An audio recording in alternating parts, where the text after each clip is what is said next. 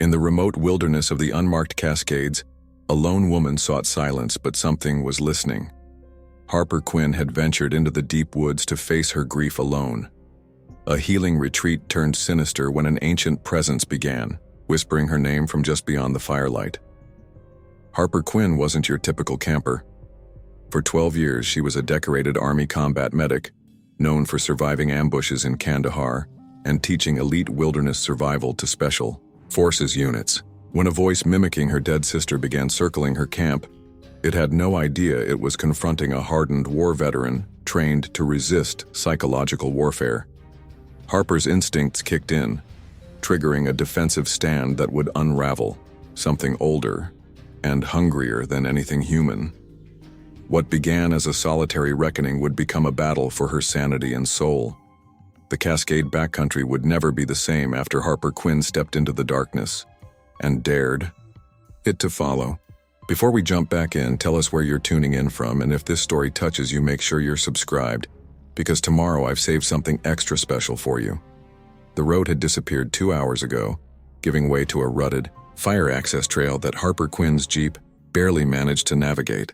The GPS had gone silent an hour back, and now even the paper map she'd brought was nothing but a collection of hopeful suggestions. Good.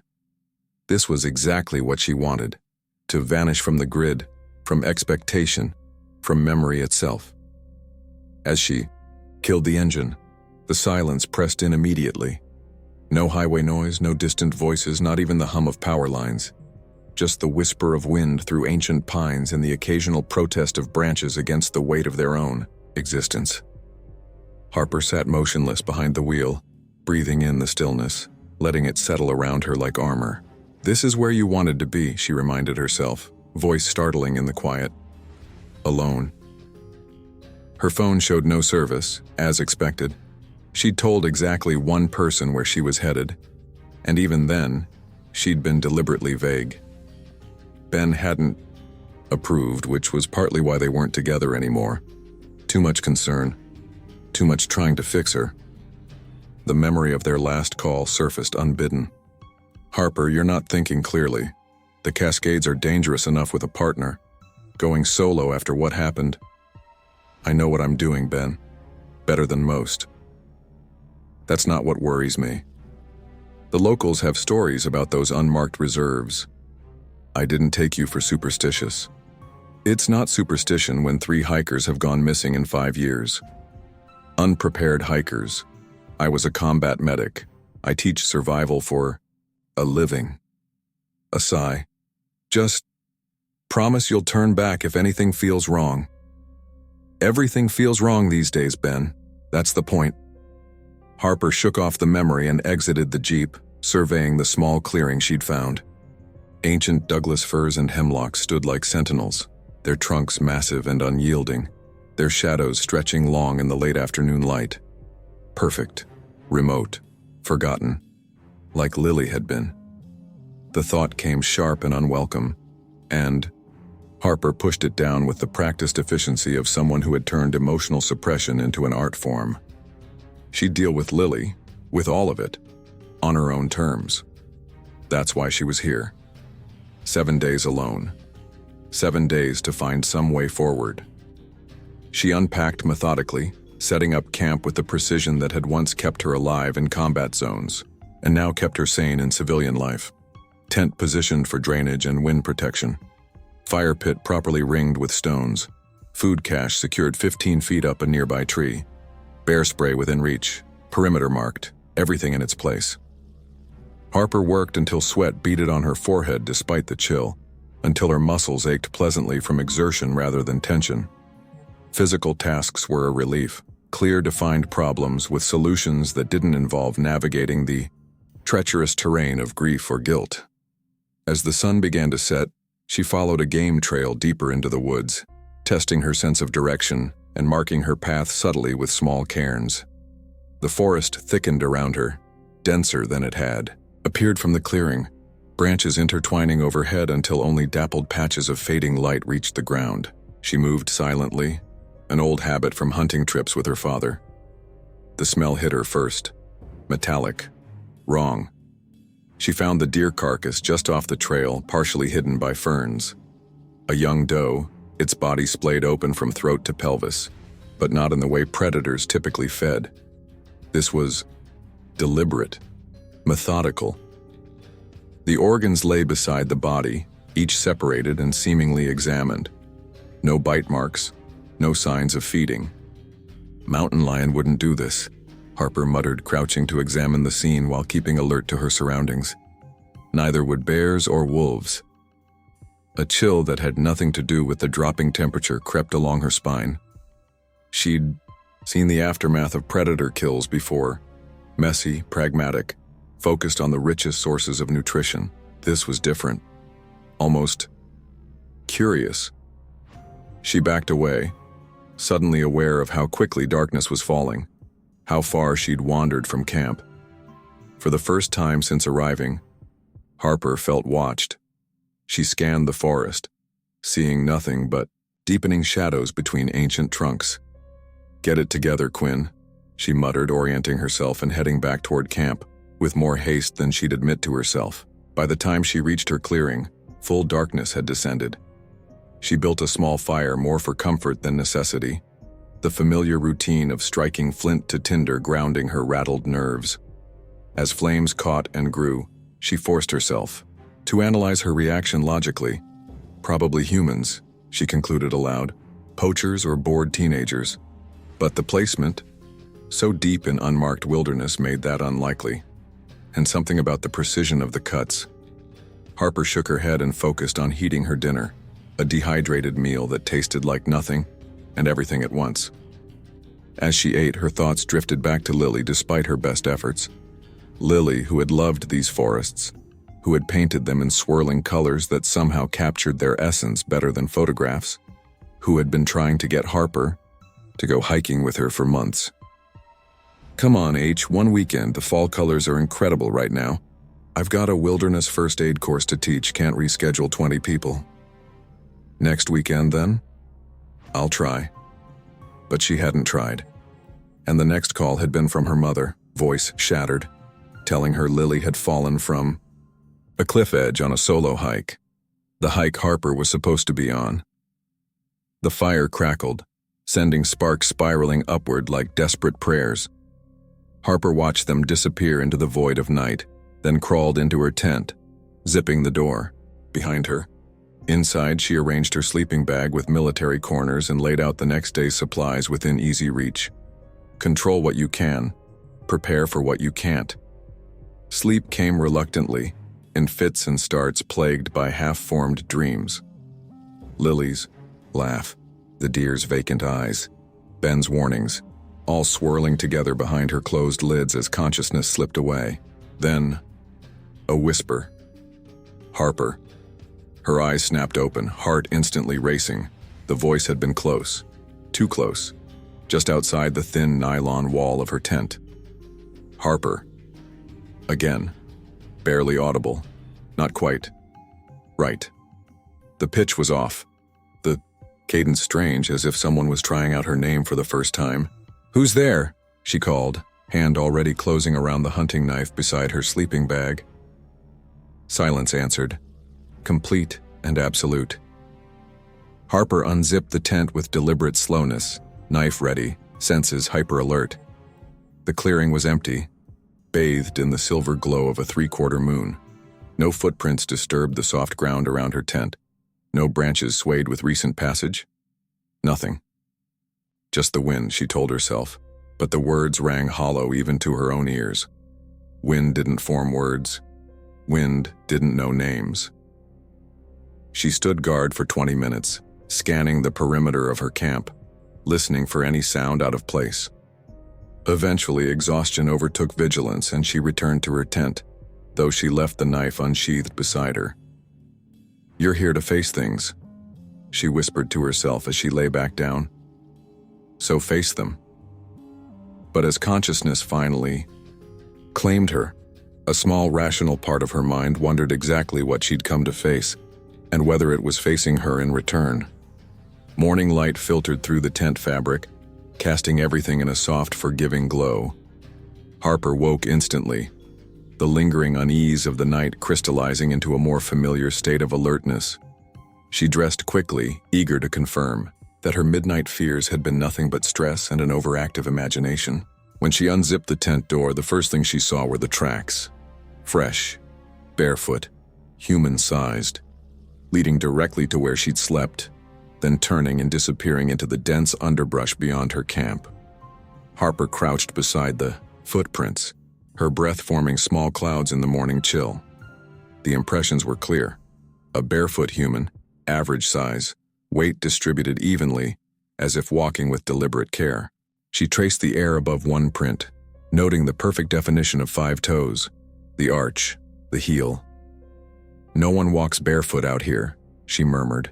"Not with the terrain, not with the cold." Logic insisted on human presence, a vagrant perhaps, or another hiker, but instinct whispered otherwise.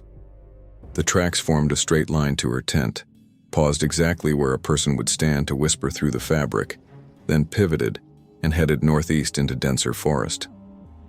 Harper returned to her tent, methodically packed a day bag with water, protein bars, her first aid kit, and her sidearm. The weight of the 9mm against her hip was reassuring, a solid reminder of cause and effect in a situation that suddenly seemed to lack both. Tracking exercise, she told herself firmly. Nothing more. She followed the prints, marking her own path with small cairns at regular intervals. The forest grew denser, the canopy overhead more complete, until the morning light filtered through, in ghostly columns that barely reached the forest floor. The tracks continued unsettlingly perfect, never distorted by roots or rocks, as if they'd been pressed into the earth with a stamp rather than created by a moving person. After 20 minutes, Harper stopped short. The tracks now lay ahead, of her and to her left simultaneously. She glanced between them, mapping their direction, then moved forward cautiously to find that they somehow formed a T-junction. One set continued deeper into the woods, the other veered sharply west. "Impossible," she muttered. She chose the western path and followed it for another 50 yards before it, too, split. And again, until she stood at the center of a pattern that resembled a spiral, tracks radiating outward in all directions. No living person could create this pattern without leaving additional prints. Even the most skilled tracker couldn't leap from point to point without disturbing the ground between. Snap. A branch broke somewhere to her right. Harper's hand moved to her holster, her body instinctively dropping into a defensive stance. "Hello?" she called, her voice sounding thin in the vastness of the forest. "I'm armed.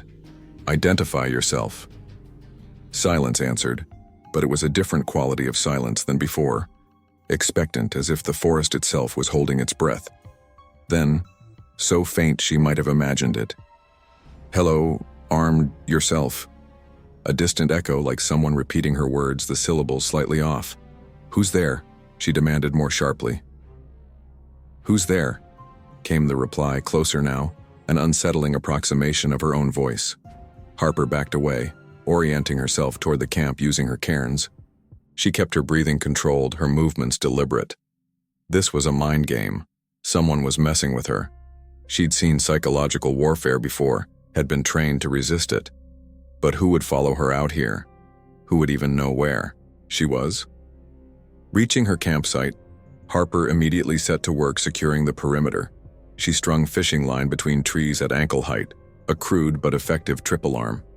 She positioned her sleeping bag away from where it had been the night before.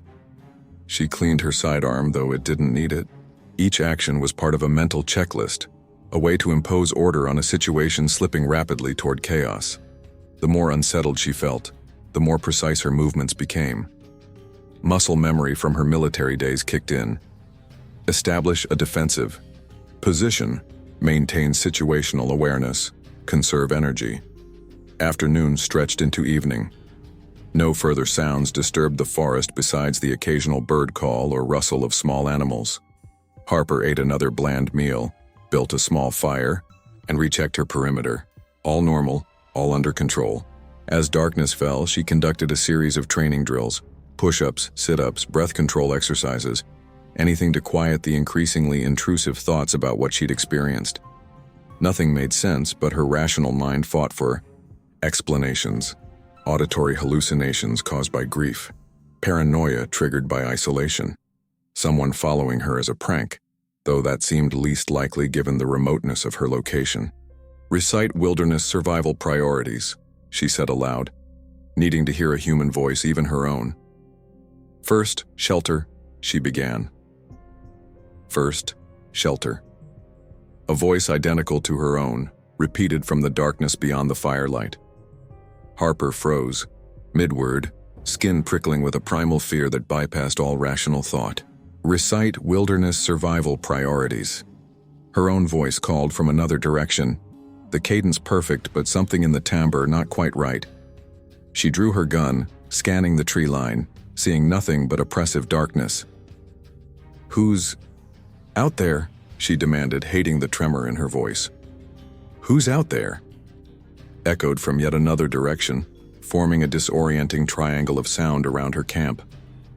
Heart hammering, Harper retreated to her tent, zipping herself in though she knew it offered no real protection. Inside, she sat with her back against her pack, gun in hand, eyes fixed on the tent door. The mimicry had stopped as suddenly as it had begun, leaving her alone with her racing thoughts. "Breathe," she commanded herself. "There's an explanation." But what explanation could account for what she'd heard? What human could mimic her, voice so perfectly, project it from multiple locations, create tracks that defied physical movement?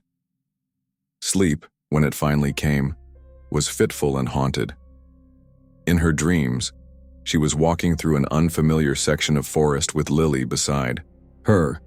Dream Lily looked as she had in life, vibrant despite her delicate frame, her chestnut hair pulled into a messy bun, her eyes alive with a creativity Harper had always secretly envied.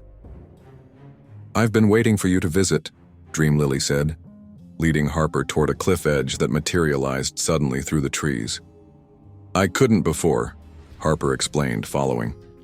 Lily turned, her face shifting subtly, something behind her eyes that wasn't quite right. "Why not? I've been here all alone. I had obligations, people counting on me. I was counting on you too." Lily's voice sharpened with uncharacteristic accusation. She stepped backward, too close to the cliff's edge. "Lily, be careful." Harper reached out. Dream Lily's face contorted, eyes darkening to empty sockets, skin paling to a corpse gray. "You left me here," she said, her voice no longer human, the words carrying a weight that pressed against Harper's chest like a physical force. Harper woke with a gasp, sweat-soaked and trembling. Dark pre-dawn light filtered through the tent fabric. She'd actually slept through the night despite her fear, but the dream remained vivid, Lily's final accusation ringing in her ears. "You left me here." The words echoed her deepest fear, that she had failed her sister, that Lily had needed her and she hadn't been there, that her absence had somehow caused the accident. Harper unzipped the tent, needing air. Outside, mist clung to the ground. Weaving between the trees like searching fingers, she inspected her trip lines, all intact, undisturbed. No new footprints marked the ground. No evidence remained of the previous day's strangeness. She could leave, pack up, hike out, drive back to civilization, and dismiss the entire experience as stress-induced paranoia. Ben would welcome her return with a carefully neutral expression that couldn't quite hide his relief. Her wilderness school students would never know she'd faltered. No one would think less of her, no one except herself. "I'm not running," she said firmly, though the words felt hollow even to her own ears. Was this courage or pride? Determination? Or fear of being seen as weak? Harper spent the day close to camp, checking and rechecking her gear, splitting more firewood than she could possibly use, inventorying her supplies with obsessive detail. Structure, order, control. Each task, a nail driven into the coffin of her growing unease. But even as her hands kept busy, her mind returned repeatedly to Lily, to the accident report she'd memorized, to the funeral where she'd stood dry-eyed and distant while her parents collapsed with grief, to the canvases stacked in Lily's apartment, paintings Harper had promised to look at someday but never had. As darkness fell again, Harper built her fire larger than necessary, a beacon against the encroaching night. She sat beside it, allowing herself to do what she'd come here for, remember. Not the accident, but Lily alive. Lily at 12, teaching herself to sketch with the determination of someone twice her age. Lily at 18, deferring college to travel and paint. Lily at 26, her last birthday, showing Harper her latest work with a vulnerability Harper had been too occupied to truly see. The fire popped and hissed, drawing her back to the present. Night had fully descended, the forest around her camp an impenetrable wall of darkness. That's when she heard it. Not her own voice this time. "Harper?" Lily's voice called softly from just beyond the firelight. "Harper, please help me. I'm so cold out here." The voice was perfect. The slight lilt, the way Lily had always said, Harper's name with the faintest question in it, as if perpetually unsure of her welcome. "Please," Lily's voice pleaded, breaking with emotion. "I'm scared. Why did you leave me alone?" Harper didn't sleep.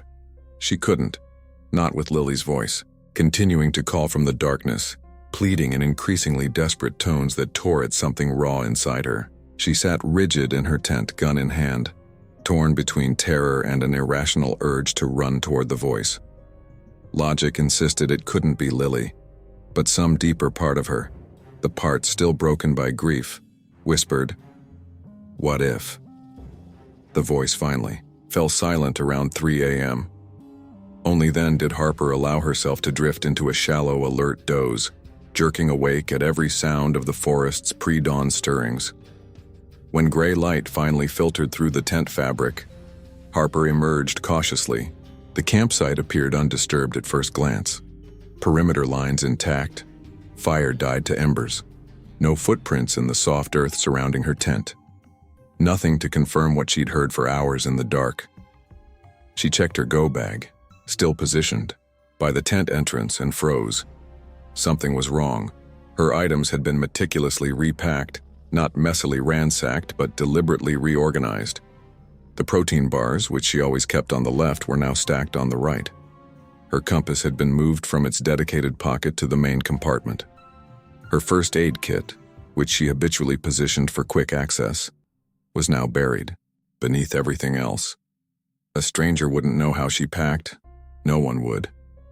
Harper's hands trembled slightly as she dumped the bag out, examining each item. Nothing was missing, just rearranged, as if someone, something, was learning her habits, her patterns, studying her. She moved to her camp table and stopped cold. Her journal lay open, the leather cover splayed wide. She approached it cautiously, understanding with cold certainty that she hadn't left it that way. The journal was open to a page she'd written 2 days before her departure, plans for this very trip. The words, "isolation necessary," had been underlined, not by her hand, but by something dragged across the page, leaving a faint discoloration. "I'm being watched," she said aloud, scanning the tree line, seeing nothing but ancient pines standing silent witness, and not by anything human. The thought should have been ridiculous, something her rational mind would reject immediately.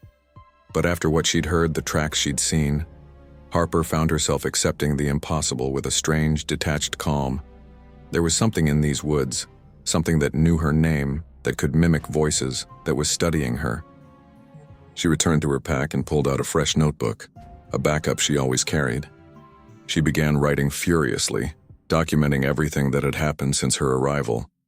Times, locations, exact descriptions of what she'd seen and heard. The act of recording grounded her, made the inexplicable feel containable. "This is real," she wrote in bold letters at the top of a page. "I am not hallucinating."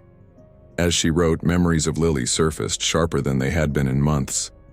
Lily at the kitchen table in Harper's apartment, hair tied back, eyes bright with excitement. "I'm heading to Sawyer Ridge this weekend," Lily had said, spreading a map between them. "There's this overlook I've been wanting to paint. The valley looks incredible with the fall colors." "Sounds great," Harper had replied without looking up from her laptop, where she was finalizing plans for a wilderness first aid course. "You should come," Lily had suggested, a note of hope in her voice. "Take a break from teaching survival to actually enjoy nature." Harper had finally glanced up, seeing the invitation in her sister's eyes. "Let me check my schedule," she'd said.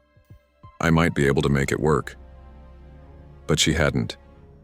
2 days later, she'd called Lily with yet another excuse, an extra class, a commitment she couldn't break. The truth was simpler. She'd been afraid of the conversation they might have out there alone together. Afraid Lily would ask why they'd grown so distant, why Harper had pulled away after returning from her last deployment. "I couldn't face her," Harper whispered, the admission bitter on her tongue.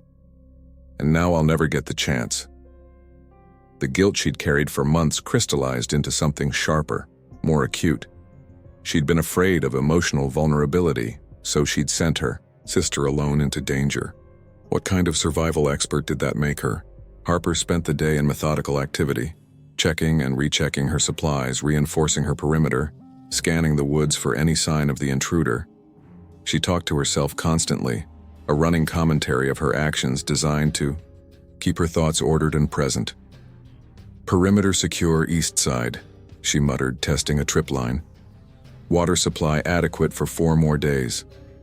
Satellite phone battery at 82%.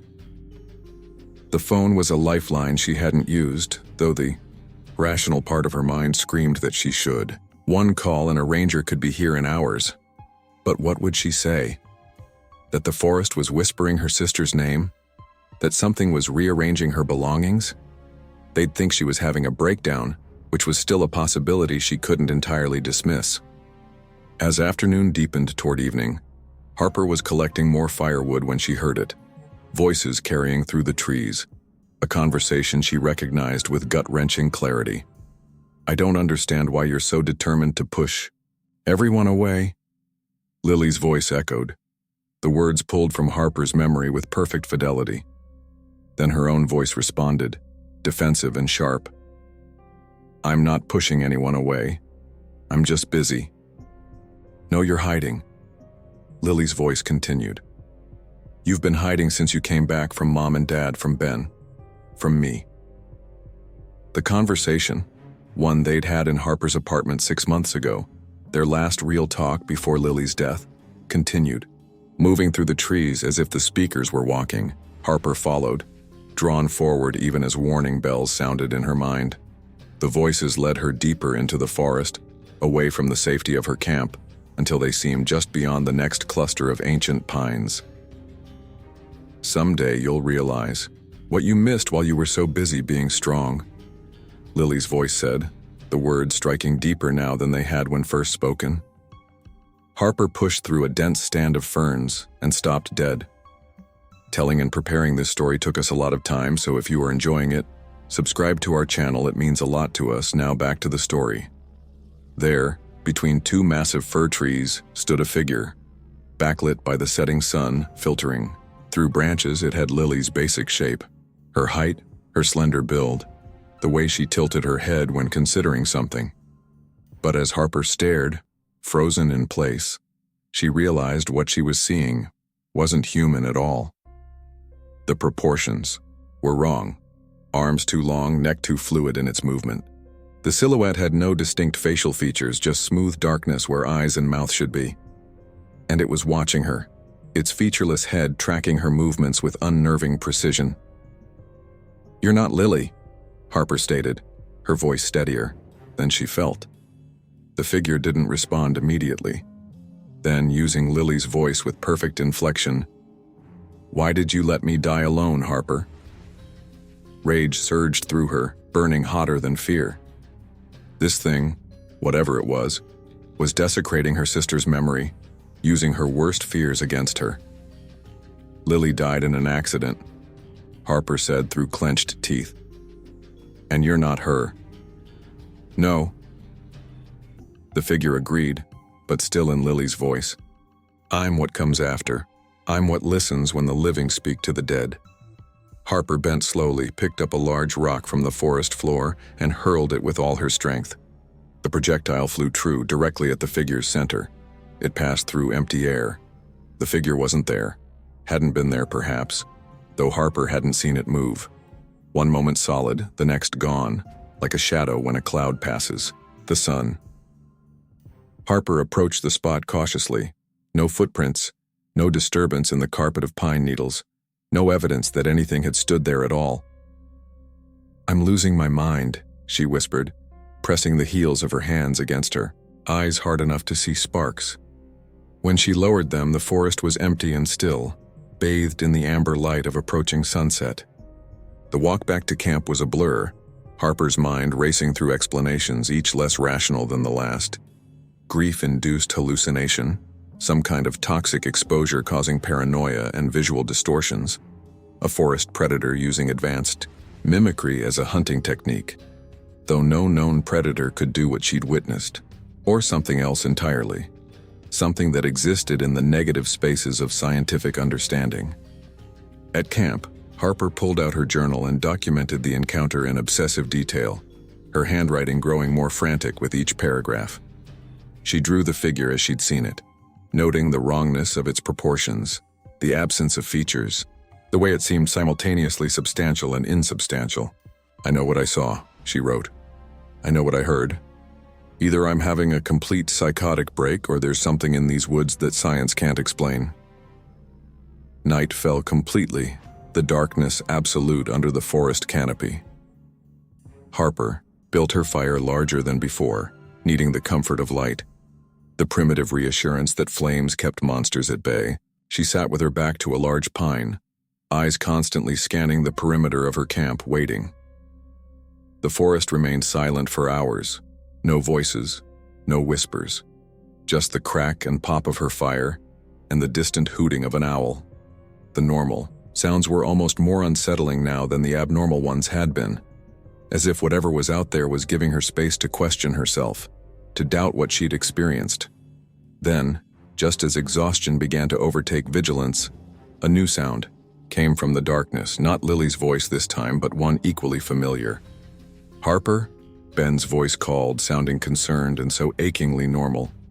"Harper, are you out here? It's time to come home now. You've proven your point." His voice was perfect. The slight gravel when he was worried, the careful control he always maintained, as if afraid to push her too hard. "I've been searching for hours."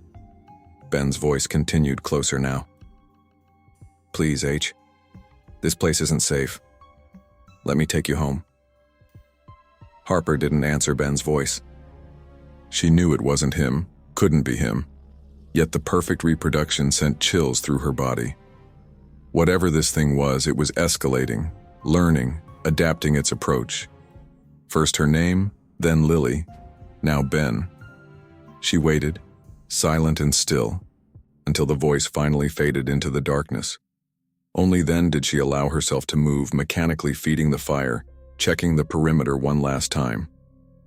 The decision formed in her mind without conscious thought. She needed to leave. Now. Sleep was impossible. Harper spent the night hours packing methodically, leaving only the tent assembled. By first light, every essential item was secured, her backpack ready, her path planned. She would hike out the same way she'd come in. Whatever was happening here, hallucination, supernatural entity, elaborate psychological warfare, she needed distance and perspective. "This is a tactical retreat, not running away," she told herself as she disassembled the tent with practiced efficiency.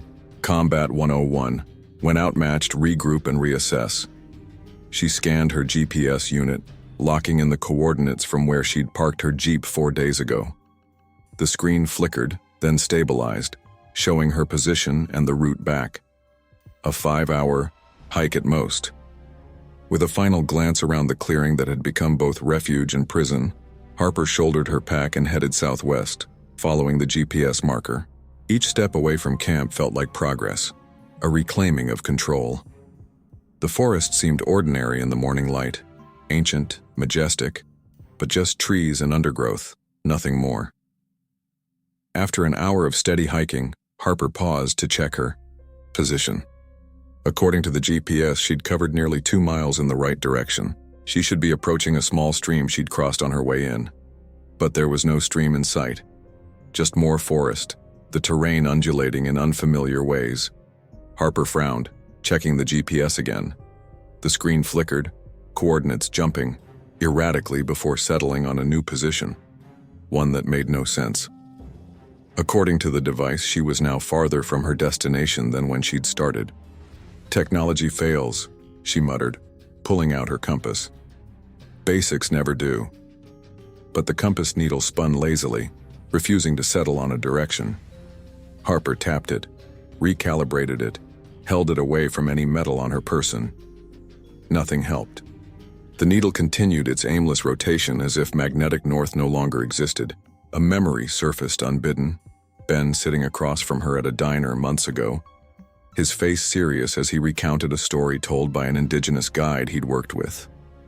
"They call it echo hunger," Ben had said, "a spirit that traps people in the deepest parts of the forest by reflecting what they fear or desire most." Harper had laughed, stirring her coffee. "And I suppose it eats them afterward?" "No," Ben had replied, not sharing her amusement. "It feeds on their despair when they realize they can't escape, on their isolation. The guide said it starts with voices, then visions. The victims go mad before the end." Sounds like basic survival psychology, Harper had dismissed. Isolation causes auditory and visual hallucinations, the mind creating stimuli when deprived of normal input. Ben had shrugged. Maybe.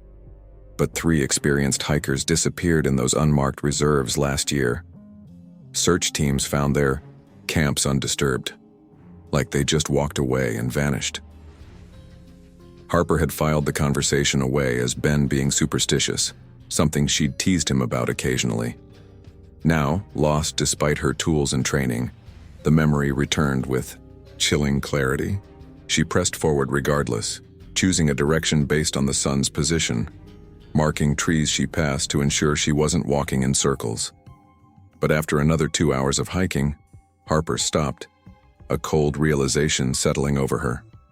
The tree directly ahead bore her own mark, a distinctive notch she'd cut hours earlier. Somehow, impossibly, she'd looped back to where she'd been. She tried again, and again. Different directions, different markers, different strategies. By mid-afternoon, exhaustion and frustration had taken their toll, and Harper was forced to accept the impossible. She could not leave. The forest wouldn't let her. She made camp in a small clearing as the sun began its descent. Her movements now sluggish, her mind clouded with fatigue and creeping dread. Without the structure of her original campsite, she felt exposed, adrift. The perimeter alarms, the organized arrangement of her supplies, all gone. She managed a small fire, more for psychological comfort than physical need. As darkness crept between the trees, Harper sat staring into the flames, her certainties crumbling. If she couldn't trust her GPS, her compass, even her sense of direction, what could she trust? Her own mind? After what she'd seen and heard, even that seemed doubtful. "I don't know what's real anymore," she whispered to the fire. "I don't know what's real anymore." Her own voice echoed from the darkness behind her. Harper flinched but didn't turn. Another voice joined from her left, her mother's voice, which she hadn't heard in months. "We're worried about you, Harper. You haven't been the same since the funeral." Then Ben from the right. "You can't keep pushing everyone away." Lily from directly behind.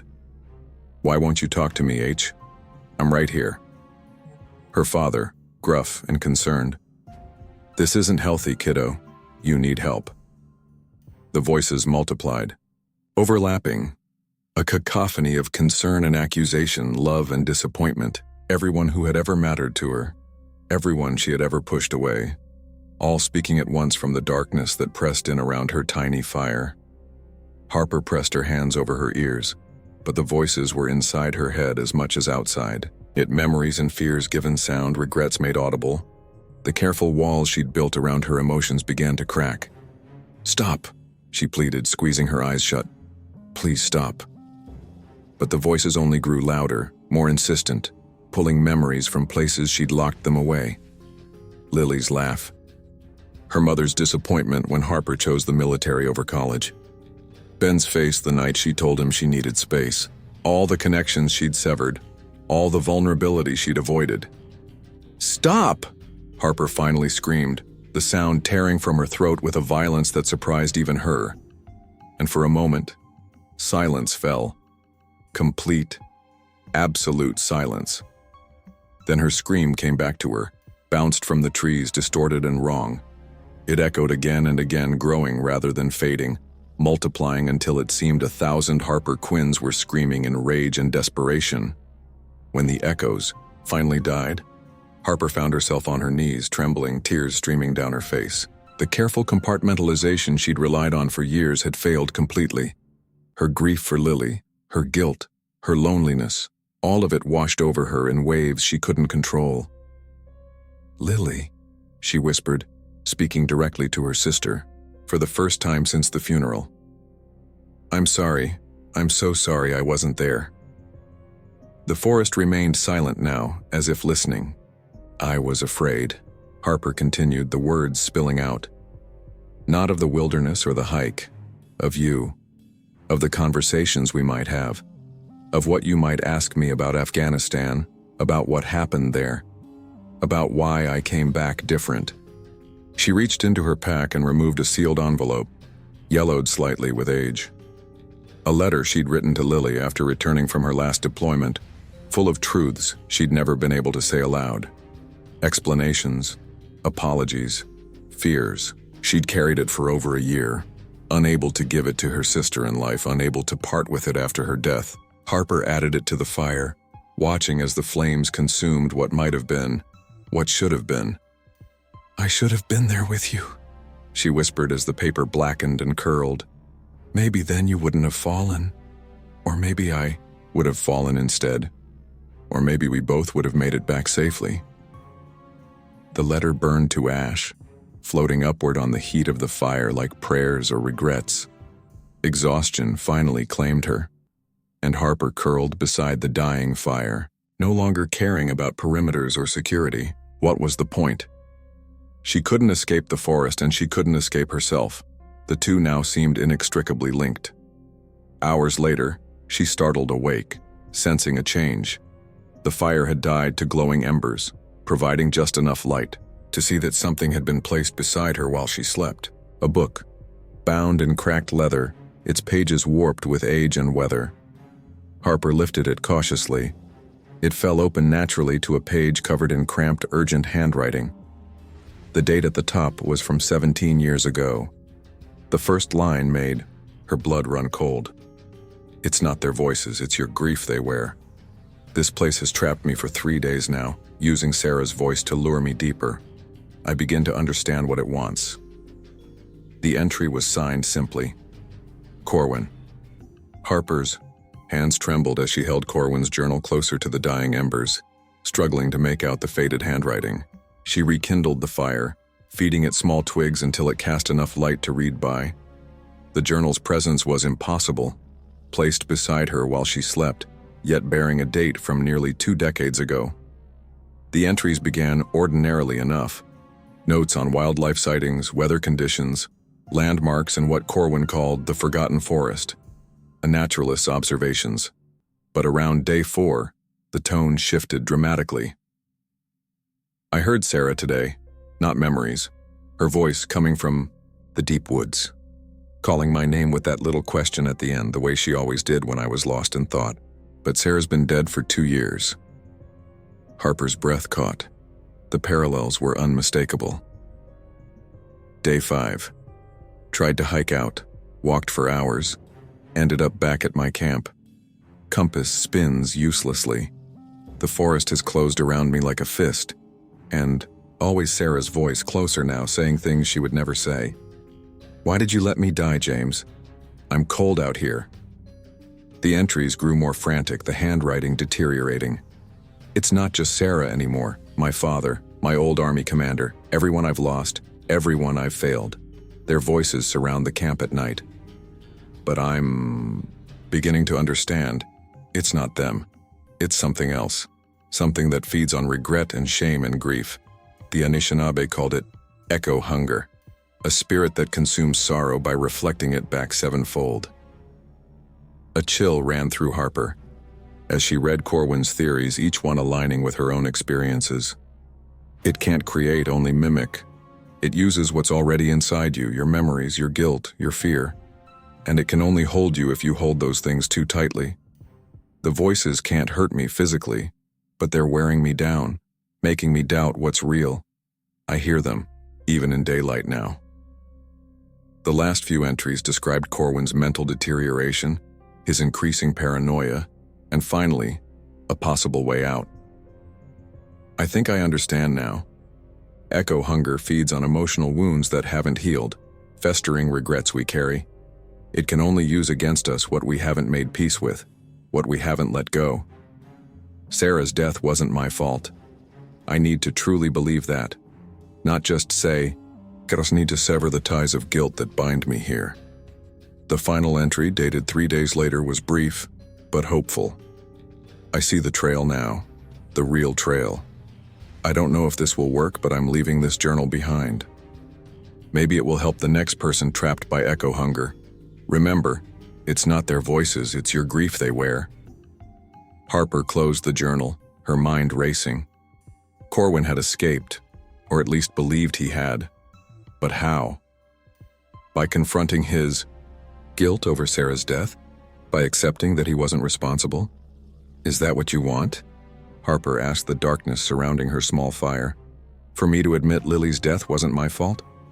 A soft rustle came from the trees to her left.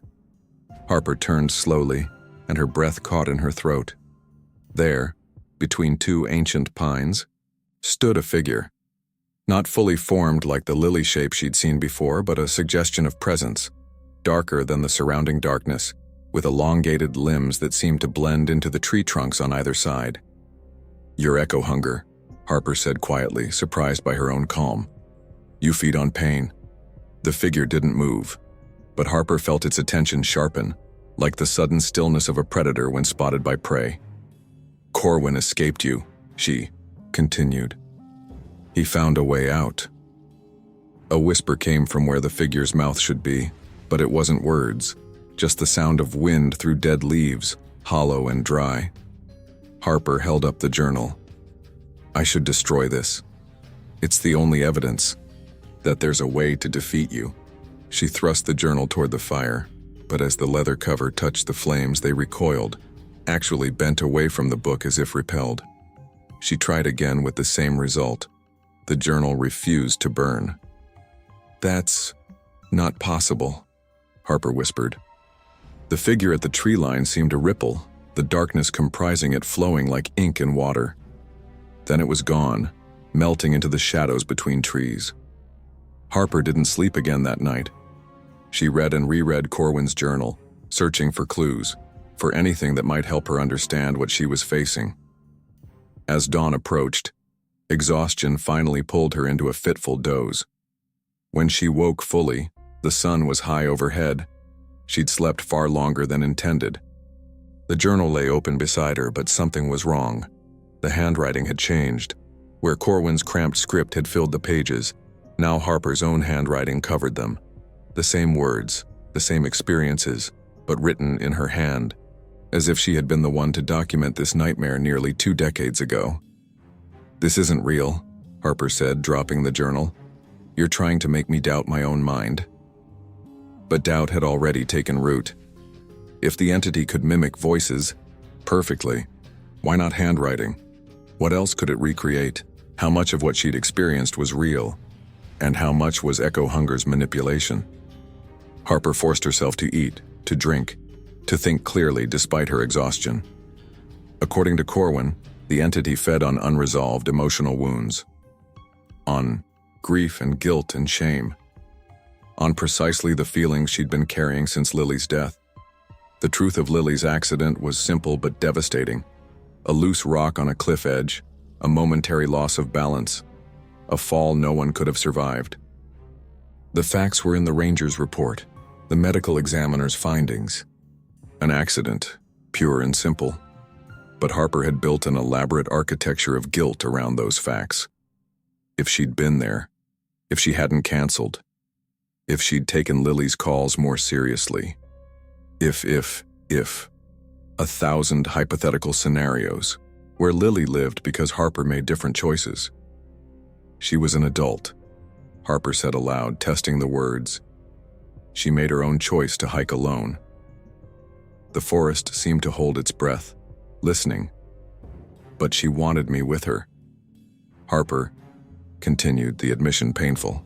She always wanted me with her, and I was always too busy, too focused on work, on helping strangers prepare for wilderness emergencies while my own sister faced one alone. A whisper came from the trees. You never cared about my art. The accusation, in Lily's perfect voice, struck deep. Because it was true. Not that Harper hadn't cared, but that she'd never shown it. Never taken the time to truly see what Lily's painting meant to her, to appreciate her talent, to say the words Lily had needed to hear. I was proud of you, Harper said, tears welling. So proud, I just didn't know how to say it. After Afghanistan, after what I saw there, I couldn't connect with anyone, not even you. Excuses. Lily's voice accused from another direction. You were ashamed of me, my silly paintings, my impractical dreams. No, Harper protested. Never ashamed. Envious, maybe. You could express yourself, create beauty. All I've ever known is how to survive, how to endure, how to teach others to do the same. A flicker of movement caught her eye. The shape was at the edge of the clearing again, more defined now, more solid. It had Lily's general shape, but wrong, too tall, limbs too fluid, head tilted at an impossible angle. You deserve this, it said with Lily's voice. You deserve to be trapped here, to feel what I felt, alone, afraid, forgotten. And part of Harper agreed. Maybe this was justice. Maybe this endless forest, these accusing voices, were her punishment for failing her sister. For all the calls, not returned, the visits postponed, the bond allowed to weaken under the weight of her own trauma and emotional withdrawal. Maybe I do deserve punishment, Harper admitted. Maybe that's why I came out here in the first place. Not to heal, but to suffer. The figure seemed to pulse with anticipation, growing more substantial, more present. It fed on her admission, her acceptance of guilt. Harper could feel its hunger, vast and ancient, reaching for her pain like a drowning person reaches for air. And in that moment she understood what Echo Hunger truly wanted. Not just to feed on her suffering, but to keep her here indefinitely, a permanent source of emotional sustenance. Like Corwin before her. Like others, perhaps, whose journals she hadn't found. Harper stood up, suddenly angry. But Lily wouldn't want this. She wouldn't want me trapped in grief forever. That was never who she was. The figure rippled, momentarily unstable. You're not Lily, Harper continued, her voice strengthening. You never were. You're just an echo, a reflection. You can only use what I give you. Before the entity could respond, Harper gathered her essential supplies and began walking, not trying to find a way out, but moving with purpose deeper into the forest. She didn't know if she could escape, but she knew she couldn't stay passive, waiting for madness or rescue. As the day progressed, the entity's presence grew bolder. It flitted between trees in her peripheral vision, never fully visible, but always there. The voices continued, but Harper focused on putting one foot in front of the other, on breathing, on staying present despite her exhaustion and fear. By late afternoon, she reached a clearing she hadn't seen before. In the center stood a massive old-growth pine, its trunk wider than Harper could have encircled with her arms. And carved into its bark, fresh enough that sap still wept from the wounds, was a message. Come where she fell. Each letter was jagged, cut deep into the living wood with something sharp. Not Lily's handwriting, not Harper's. Something else. Entirely. Echo hunger was no longer just mimicking. It was communicating directly. Harper stared at the message, understanding its implications. The entity was leading her somewhere specific, somewhere significant. "Where Lily fell," she whispered. "But that's miles from here in another part of the mountains entirely." Unless, of course, distance and geography meant nothing to echo hunger. Unless the forest itself could shift and change to serve the entity's purpose. Harper touched the carving, feeling the sticky sap against her fingertips. The message was a summons, a challenge, and possibly a trap. But it was also the first clear direction she'd had since entering this nightmare. Harper stared at the carved message until nightfall made it impossible to see. She made camp beneath the massive pine, feeling a strange calm despite knowing she was following the entity's directions. There was a certain relief in having a destination, even if it was likely a trap. Sleep came in fragments, disturbed by whispers too quiet to understand and movements in the darkness too quick to track. By dawn, Harper was already breaking camp, driven by a compulsion she couldn't entirely explain. The terrain began to change almost immediately, growing steeper, rockier, unlike anything she'd seen in this part of the forest before. "This isn't possible," she muttered, navigating a scree slope that hadn't been there the previous day. Sawyer Ridge is 50 miles east of here, yet the landscape increasingly resembled the area where Lily had died. A fact Harper knew from studying the accident reports obsessively in the weeks after the funeral. The vegetation shifted from ancient pines to younger trees and alpine meadows. The air thinned slightly, carrying a bite that spoke of higher elevation. By midday, Harper was climbing steadily upward, using fallen logs and exposed roots as handholds. The forest seemed to warp around her, trees bending at impossible angles, shadows falling in directions that contradicted the sun's position. Twice she passed landmarks she was certain she'd seen before, yet they appeared different each time. A boulder larger, a lightning-struck tree more severely damaged. Time itself became unstable.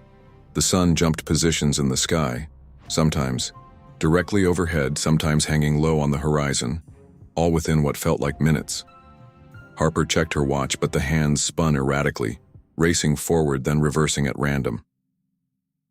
"You're making this journey more dramatic than necessary," Harper called out, knowing echo hunger was listening. "I'm already following your invitation." A chorus of whispers answered from all directions, fragments of sentences in multiple voices. Her own, Lily's, Ben's, her parents', and others she couldn't identify. The words overlapped, creating a disorienting soup of sound that forced Harper to stop and press her hands against her ears. When the voices finally subsided, Harper looked up to find herself at the base of a steep cliff face. 30 feet above, the rock formed a flat overlook, providing a spectacular view of the valley below. A view she recognized from photographs in the ranger's report. This was it, the exact spot where Lily had fallen. "How is this possible?" Harper whispered, but she already knew. The forest, the entity controlling it. They'd bent reality around her, bringing the sight of Lily's death to her, or her to it. The climb was treacherous, especially in her exhausted state. Rational thought told her to rest, to plan a safe ascent, but something pushed her forward. Not echo hunger this time, but her own need for resolution, for answers. Harper navigated the cliff face with methodical focus, testing each handhold, each foothold, drawing on her military training and survival skills. Despite the impossibility of her situation, this part, the physical challenge, the calculated risk, felt real and grounding. As she approached the top, the air grew strangely still. The forest sounds, birds, insects, wind through leaves, faded into absolute silence. Even her labored breathing seemed muted, as if sound itself was being absorbed by something. When Harper pulled herself onto the overlook, she knew immediately she wasn't alone. Lily stood at the cliff edge, gazing out at the valley, her back to Harper. She wore the same clothes from the accident report: hiking boots, green cargo pants, a blue fleece jacket. Her chestnut hair was pulled into the messy bun she'd favored. "Lily," Harper breathed, though she knew it wasn't really her sister. The figure turned and Harper's breath caught. It was Lily's face, perfectly rendered. The slight asymmetry of her smile, the tiny scar above her right eyebrow from a childhood fall, the warmth in her hazel eyes. But as Harper watched, the image flickered like static on an old television. Behind Lily's features lurked something else, something with elongated features, hollow eyes, skin like bark. "You came," the thing wearing Lily's face said. "I knew you would. You're not Lily," Harper stated, though the perfect recreation made her heart ache. "No," it agreed, its form stabilizing into Lily's familiar appearance. "But I can be. For you. Forever." Harper took a step forward, careful to maintain distance from both the entity and the cliff edge. "What do you want from me?" The Lily thing tilted its head, the gesture so familiar it made Harper's chest tighten. "What you want? Atonement, reconciliation?" It paused, eyes darkening slightly. "Punishment. You feed on pain," Harper said, "on grief and guilt. Corwin's journal made that clear." "Corwin," the entity said dismissively.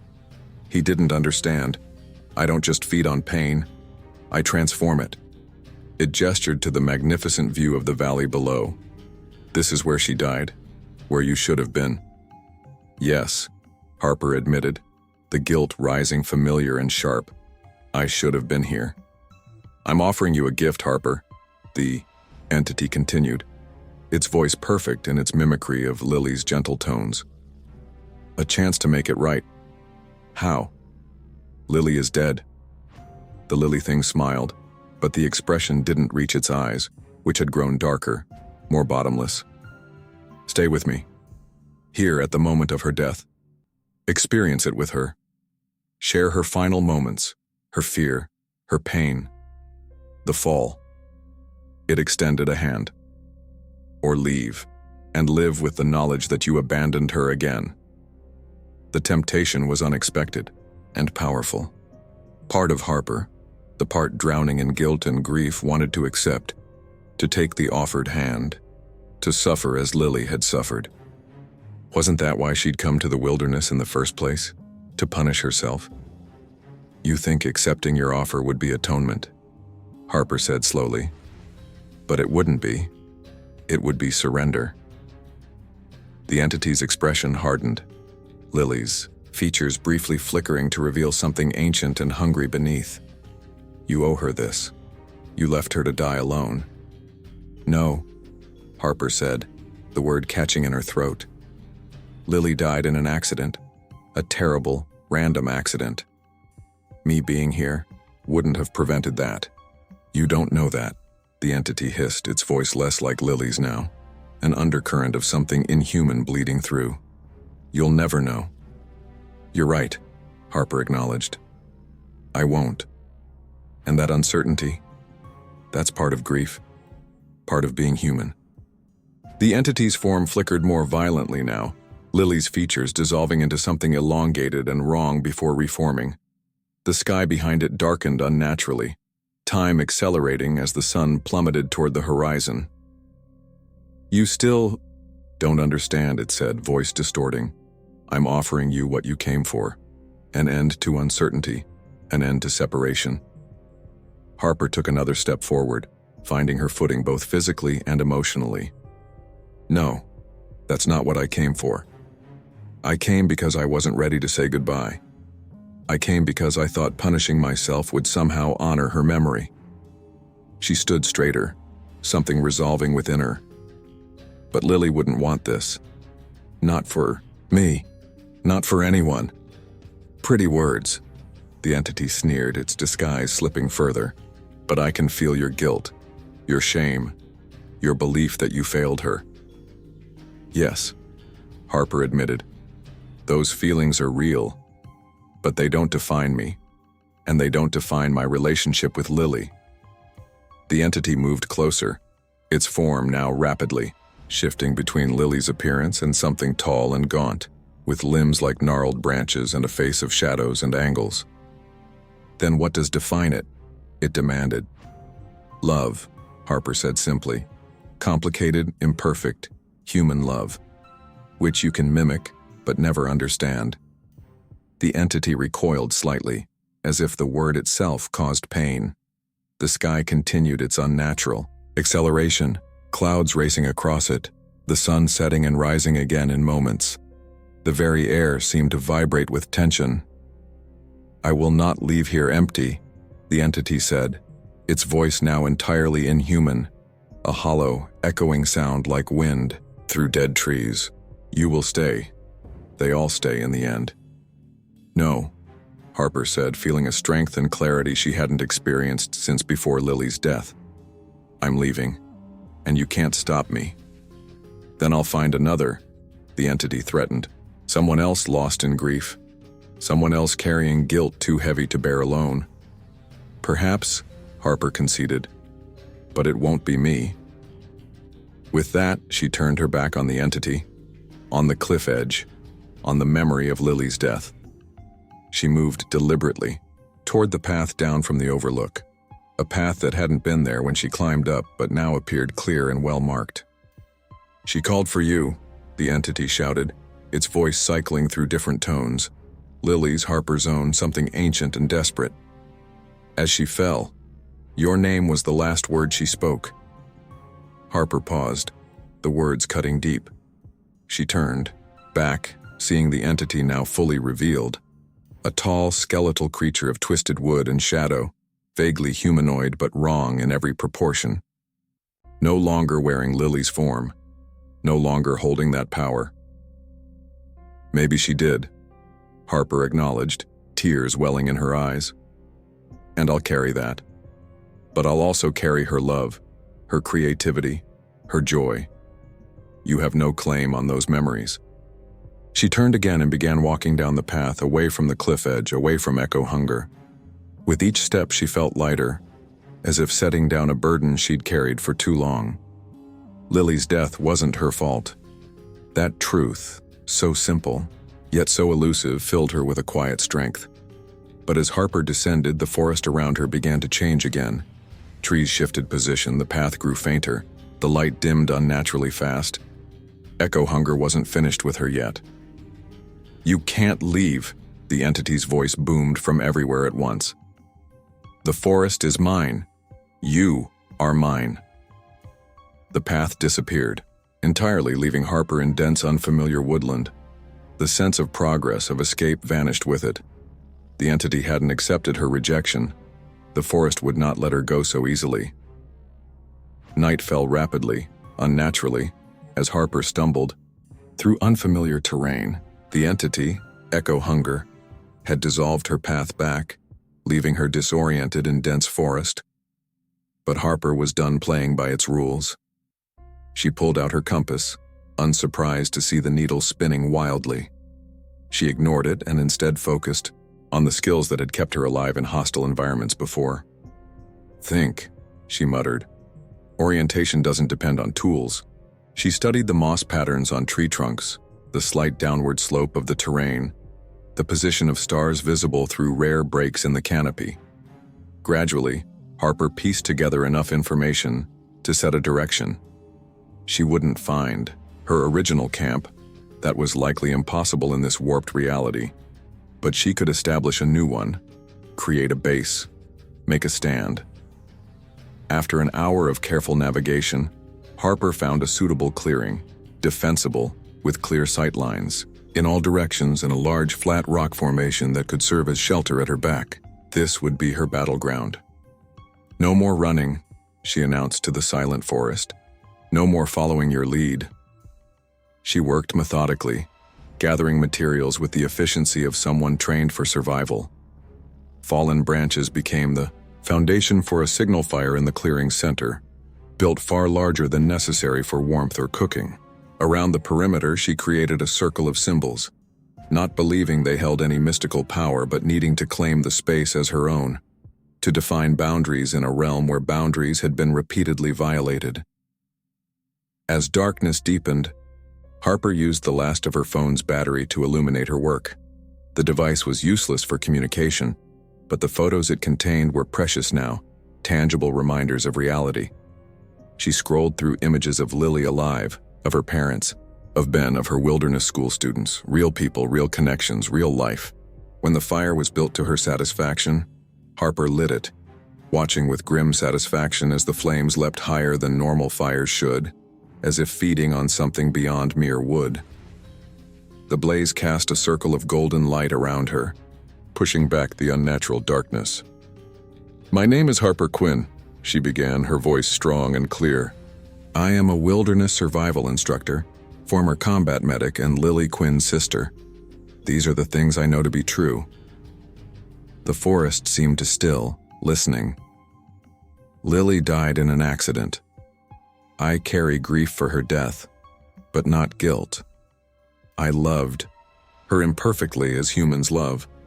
I wish I'd been different, better, but wishing doesn't change reality." A whisper came from beyond the firelight, indistinct but menacing. "I choose which memories to keep," Harper continued louder now. "I choose which version of my sister lives on in me. Not your version. Mine." She began to recite memories deliberately, claiming them with the power of her voice. Lily teaching her to make daisy chains when they were children. Lily's first art show in a coffee shop basement. The time they'd gotten lost hiking, and Lily had kept them both calm with ridiculous ghost stories until they found their way back to the trail. With each memory spoken aloud, Harper felt stronger, more centered. This was her reality, her truth. Not the distorted reflections Echo Hunger had shown her. The entity began its counterattack gradually. First, a low, persistent whispering from all directions, unintelligible but distracting. Then voices, cycling through its repertoire of stolen sounds.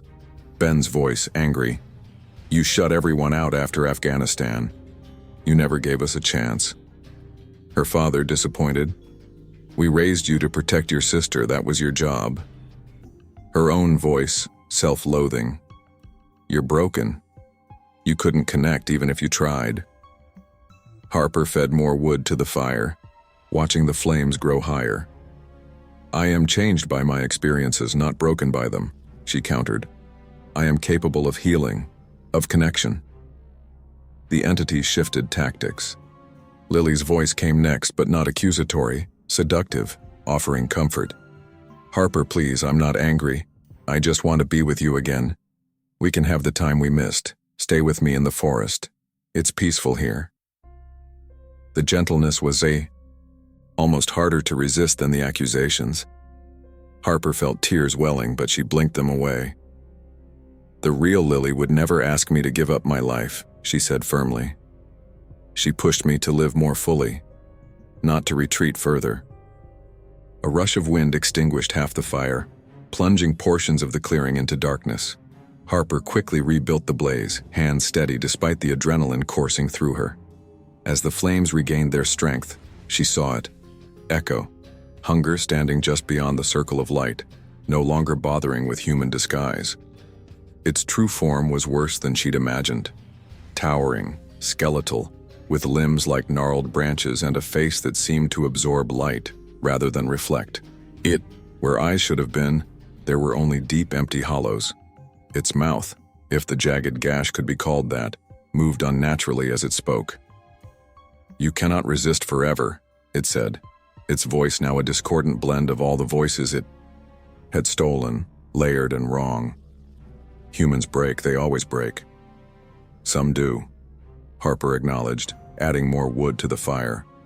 "But you picked the wrong human." The entity circled the clearing, testing the boundaries Harper had established. It paused at each of her markers, seeming to study them. "These have no power," it said dismissively. "Not on their own," Harper agreed. "But as symbols of my will, they're stronger than you think." Echo Hunger made a sound like branches breaking. Underfoot, a laugh perhaps. "Your will? Your species is defined by weakness, by emotional fracture. For millennia I have fed on human grief, on guilt, on regret. The feast never ends." Harper stood her ground, facing the entity directly. And yet Corwin escaped you. Others too, perhaps.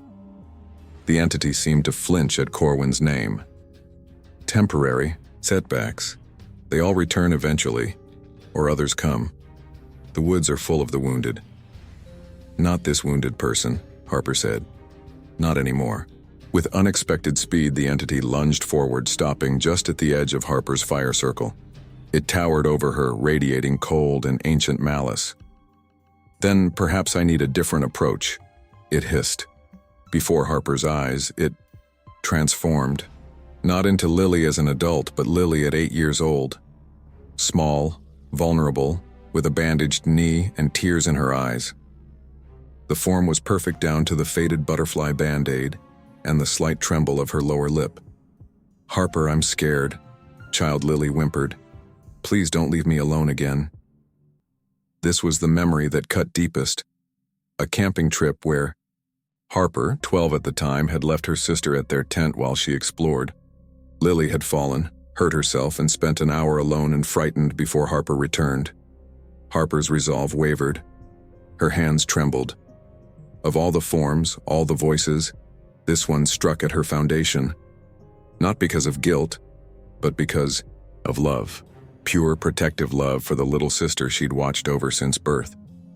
The entity sensed her weakness and pressed its advantage, child Lily's form stepping closer to the fire line. "You promised you'd always come back for me," it said in a perfect imitation of Lily's childhood voice. "Why didn't you come back?" Harper closed her eyes briefly, centering herself. When she opened them, she stared directly at the false child. "Lily never said that," she stated firmly. What she actually said was, "I knew you'd come back. You always do." The child form flickered, momentarily destabilized. "Even when she was hurt and scared, Lily trusted me," Harper continued, her voice gaining strength. "She never doubted me, even when I doubted myself. That was her gift, seeing the best in people, believing in them." The entity's disguise began, dissolving, child Lily's features melting into the gaunt, inhuman face of Echo Hunger.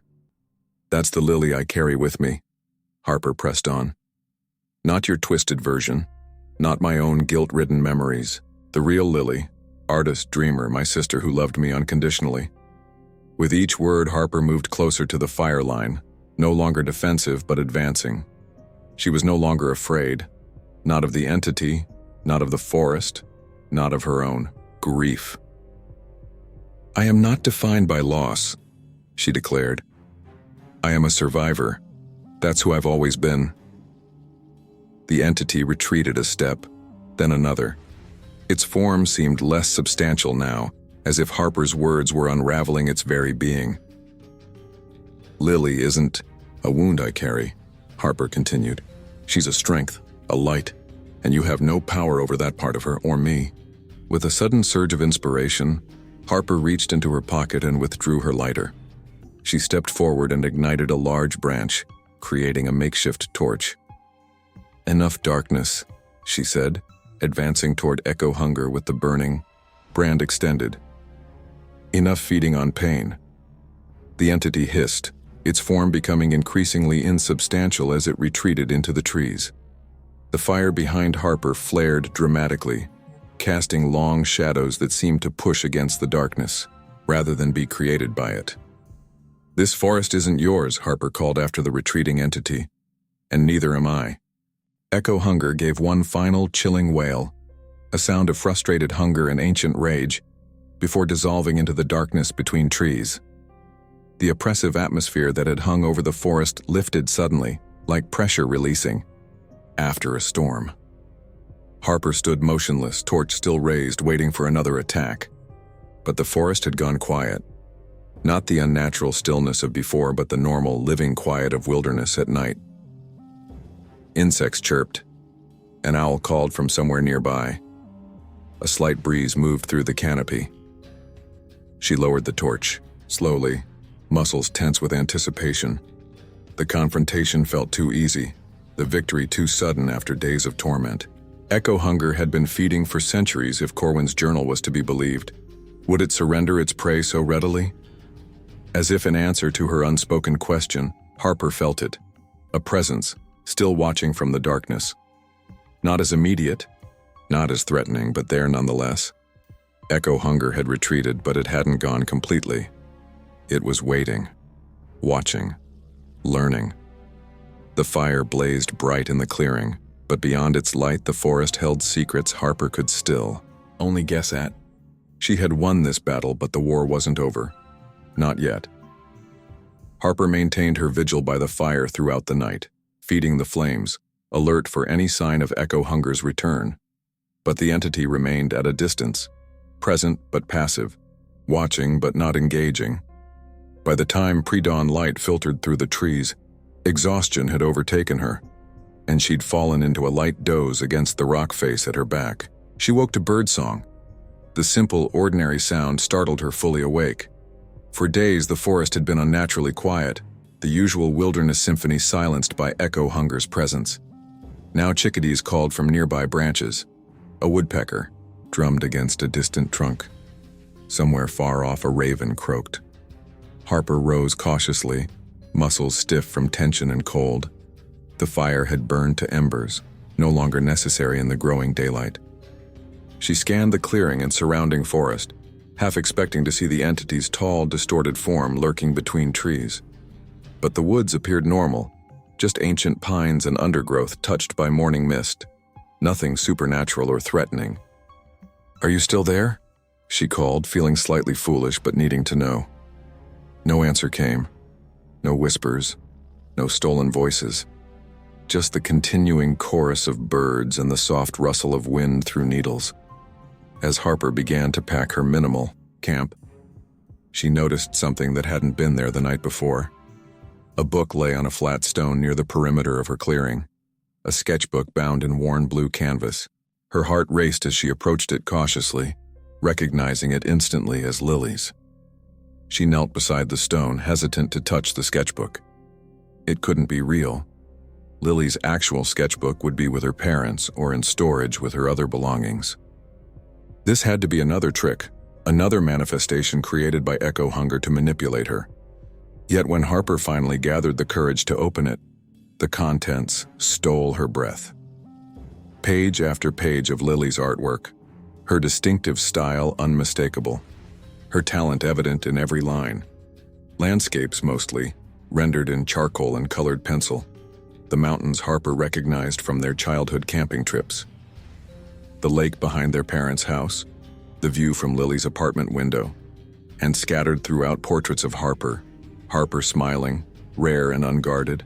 Harper teaching, hands demonstrating how to tie a specific knot. Harper lost in thought, profile illuminated by campfire light. On the final page, a note in Lily's handwriting, "H. I don't know if I'll ever show you these.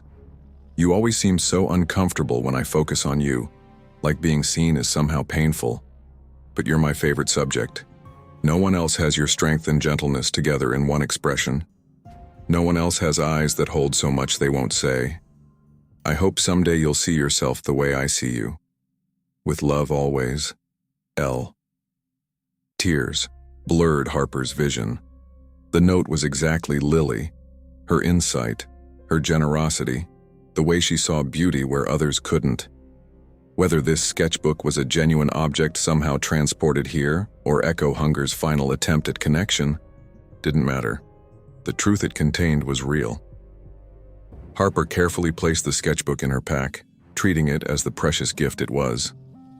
Then she shouldered her gear and chose a direction based on the rising sun, prepared for another day of circular paths and geographic impossibilities. But the forest had changed. Where dense undergrowth had blocked passage before, a clear trail now opened between the trees. Where shadows had seemed to move with purpose, now only ordinary dappled light played across the forest floor. The oppressive atmosphere that had hung over the woods since her arrival had lifted completely. Harper followed the trail, alert but increasingly confident.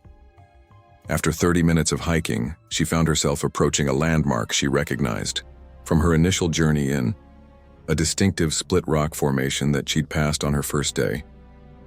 The actual physical trail that led back to her jeep. "You're letting me go," she said aloud, understanding that Echo hunger could still hear her. even if it chose not to respond. The forest seemed to sigh around her, neither confirmation nor denial, simply acknowledgement. As Harper continued along the now familiar path, memories of Lily surfaced naturally, not forced by supernatural suggestion, not weighted with guilt, but simply present. Lily at 6, fearlessly wading into a stream to rescue a frog while Harper watched nervously from the bank. Lily at 16, painting a mural on her bedroom wall despite their parents' protests. Lily at 25, calling Harper from a mountaintop, just to share the sunset verbally, trying to describe colors Harper was too busy to see. For the first time, these memories brought a bittersweet warmth rather than sharp pain. The grief remained, would always remain, but it had transformed into something Harper could carry without being crushed by it.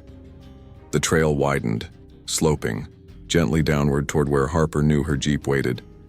She paused at the edge of a small clearing, recognizing it as one she'd rest at briefly on her journey in. A flat boulder at its center made a perfect seat, catching the late morning sun. Harper set down her pack and took out her knife. From a fallen branch of pine, she carefully carved a small figure, crude but recognizable as a young woman with arms outstretched. Not a masterpiece, nothing like Lily's art, but made with care and intention. When she finished, Harper placed the carving on the sun-warmed boulder, a small memorial and offering, not to echo hunger, but to the forest itself, to the natural world Lily had loved so deeply. "Goodbye, Lily," she said quietly. "Not forever, just for now." As she shouldered her pack again, Harper's thoughts turned unexpectedly to Ben.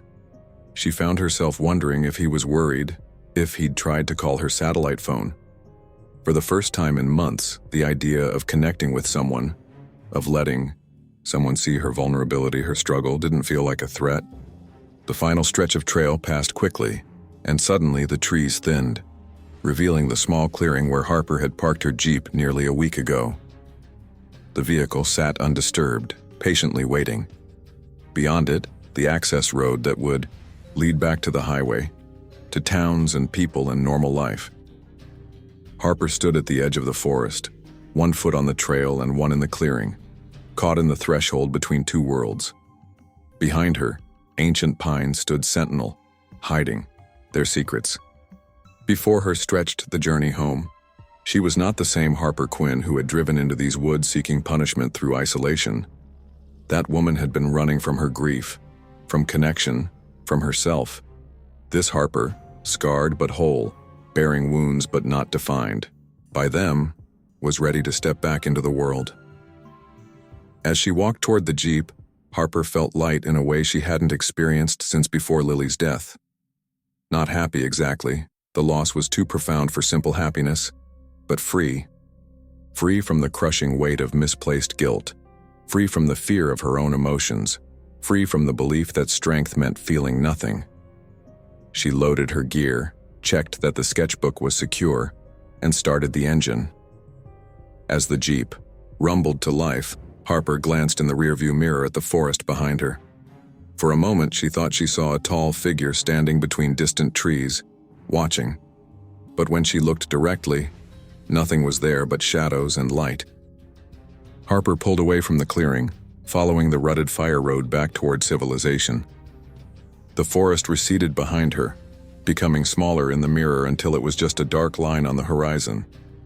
She cracked the window, letting in the scent of pine and earth, the physical memory of a place that had nearly consumed her, and ultimately, freed her. She would come back someday. Not to this exact spot, perhaps, but to the mountains, the wilderness. Not seeking punishment or oblivion, but with clear eyes and an open heart. There would always be darkness in the world's wild places, but there was light too. Lily had known that. As the Jeep rounded a bend, putting the forest out of sight at last, the wind picked up, rushing through the partially open window. In its sound, Harper almost heard a voice, a whisper, so faint it might have been imagination. Almost her name. Up next, we have 2 more incredible stories that are waiting for you. Just click the image you want to watch and it will take you there. If you enjoyed this video, make sure to subscribe. It would mean a lot.